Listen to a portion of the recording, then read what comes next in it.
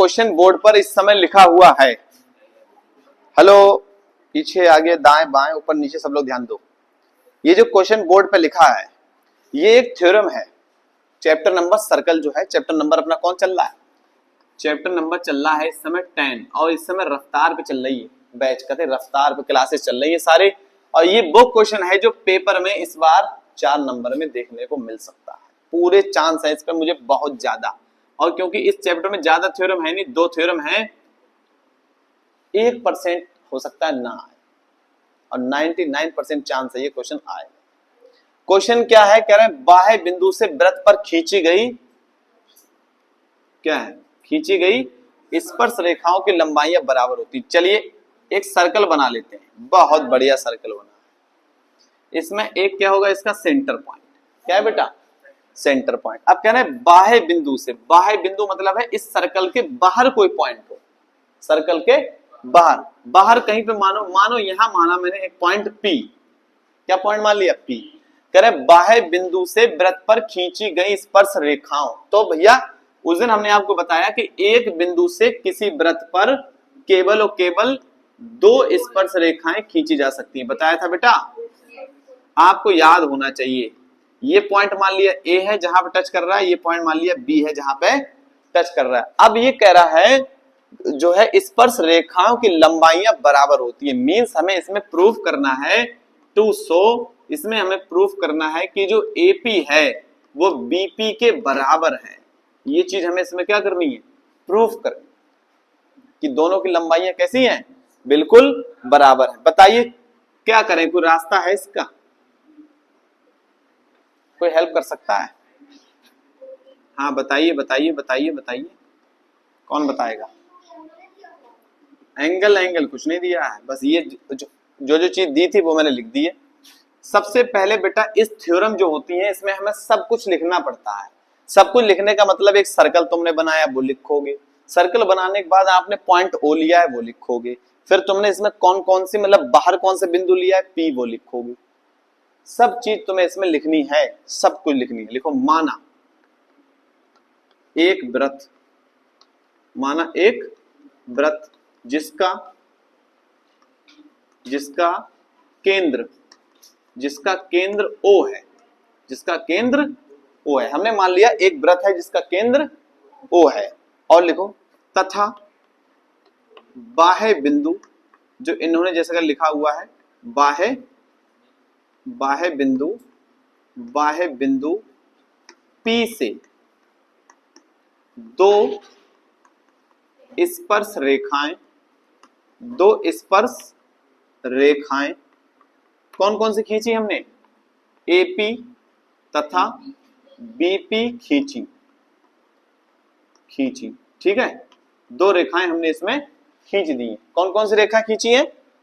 AP और BP, 2 रेखाएं खींच दी। फिर हमने क्या करा? जो केंद्र पॉइंट था O से A और B को मिलाया। तो ये भी चीज हमें लिखनी पड़ेगी। हाँ क्या लिखा? केंद्र O से OA तथा OB को मिलाया। ये चीज हमें इतनी थ्योरी लिखनी पड़ेगी। आने लगी नहीं आ रही है? चलो फिर हमने एक चीज और मिलाई, कौन सी? O और P, OP और मिला दिया इसमें। लिखो तथा OP को मिलाया। इधर देखो बेटा, इधर इतनी आपको थ्योरी लिखना है और अच्छी राइटिंग में लिखना है और अच्छी राइटिंग में लिखना है। ये वाले क्वेश्चन बच्चे अक्सर पेपर पढ़ने के बाद छोड़ देते हैं। पेपर पढ़ा, क्वेश्चन पढ़े और छोड़ देते हैं, क्योंकि थ्योरम से हमें लिखना पड़ता है। तो कौन लिखे? सबको चाहिए फटाफट सॉल्व वाले क्वेश्चन। और यहीं से आपके जो मतलब जैसे बहुत से बच्चे होते हैं पूरा पेपर कर देते हैं, 3 नंबर 4 नंबर यहीं से कटते हैं मोस्टली बच्चों को। तो ठीक है, इतना करने के बाद अब देखो इसमें हम जान रहे हैं कि जो भाई OA जो क्या OA और OB क्या बराबर होगा या नहीं होगा? क्यों होगा बराबर बताइए? ये दोनों रेखाएं बराबर क्यों हैं? OA और OB बराबर क्यों हैं? हाँ, क्योंकि ये दोनों सर्कल की रेडियस हैं बेटा, ये दोनों सर्कल की रेडियस हैं। तो इसमें बराबर लिख दो त्रिज्याएं, हिंदी में लिखो कहते हैं, क्या लिखोगे? त्रिज्याएं। किसी भी सर्कल की सभी त्रिज्याएं बराबर होती हैं भैया, त्रिज्याएं बराबर होती। इसके बाद देखो यहां पर दो त्रिभुज बनने हैं, एक त्रिभुज तो ये बनना है, कौन सा? AOP, दूसरा बनना है BOP, बनना है कि नहीं बनना है? और ये वाली साइड दोनों में कॉमन है, OP is equal to OP। समझ आई बात? मतलब है जैसे आप देखो कई घर ऐसे होते हैं जिनमें एक बीच में दीवार कॉमन होती, कॉमन, इधर वाले में भी वही दीवार, इधर वाले में भी वही दीवार है, तो वो दोनों में कॉमन। अरे भाई जब कॉमन है तो बराबर नहीं होगी? बराबर होगी। तो इसमें OP बराबर OP है, और ब्रैकेट में लिख दो कॉमन, हिंदी में लिखते हैं उभयनिष्ठ। नमस्ते नमस्ते। अरे इतनी जल्दी आओगे तो कैसे काम चलेगा? बहाना नहीं, जल्दी बैठिए फटाफट। और कुछ है इस ट्राइंगल में खास बात है जो दोनों में सेम हो? कॉमन है यार, हिंदी में उभयनिष्ठ लिखा जाएगा, उभयनिष्ठ। देख रहे कितना कठिन वर्ड है, तभी तो मैंने हिंदी में लिख दिया, वो सॉरी। हाँ बिल्कुल सही। एंगल, कौन सा एंगल? OAP बराबर है OBP के। OB, ये दोनों एंगल कितने एंगल है? ये 90 के हैं। क्यों 90 के हैं? क्योंकि हमें प्रमेय जानते हैं बेटा। क्या जानते हैं? प्रमेय जानते हैं। क्या प्रमेय जानते हैं? कि वृत्त के केंद्र से स्पर्श बिंदु पर खींची गई त्रिज्या लंब होती है, तो ये 90 डिग्री हो गए। अब इसमें एक कॉन्सेप्ट लग रहा है त्रिभुज चैप्टर का। त्रिभुज चैप्टर का चैप्टर जो है कॉन्सेप्ट होता है एक बाई RHS कॉन्ग्रुएंसी। हिंदी में बोलते हैं इसको सर्वांग समता को। क्या बोलते हैं? सर्वांग समता।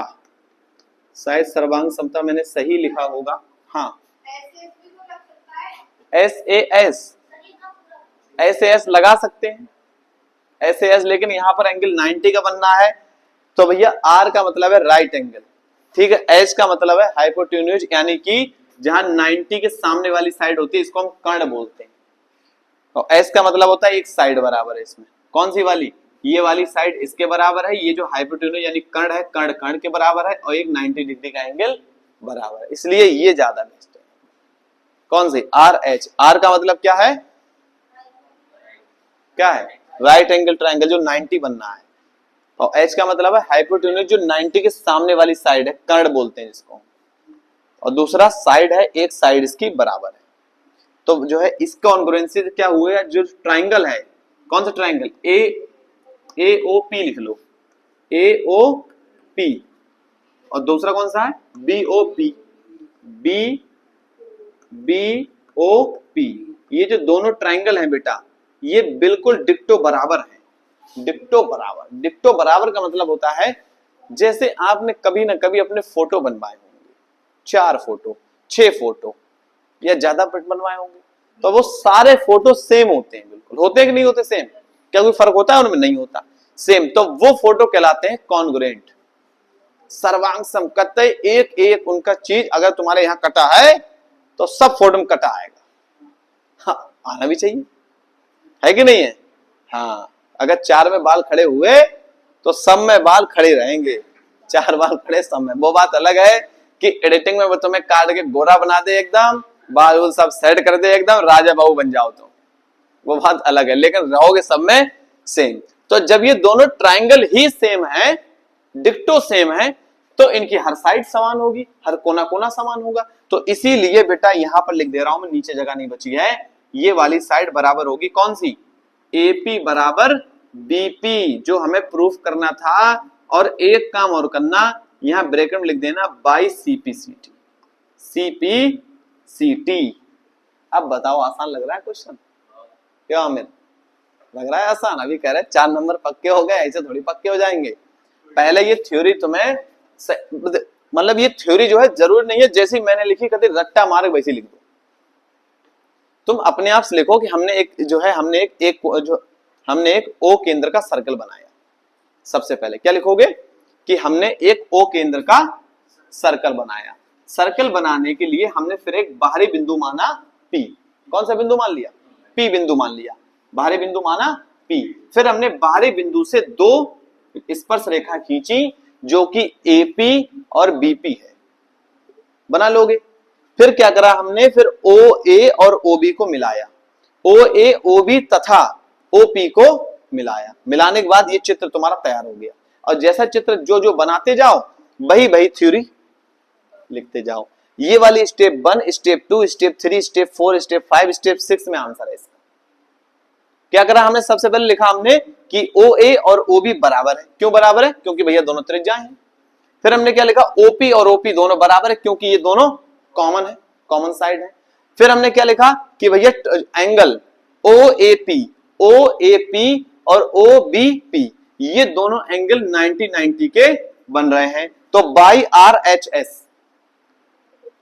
क्या लिखा? बाई RHS कॉन्ग्रुएंसी क्या हो गया कि ये जो दोनों ट्राइंगल हैं, यानी कि ये वाले जो दोनों ट्राइंगल हैं वो बिल्कुल कैसे हैं बेटा? बिल्कुल डिक्टो सेम है। डिक्टो सेम है। जब दोनों सेम है तो इसकी ये वाली साइड भी बराबर होगी। बाई CPCT का मतलब होता है, क्या लिखा है ये बोलो? ये होता है congruent part of congruent triangle. ठीक है, लिखो। एक बार और समझाऊंगा अभी।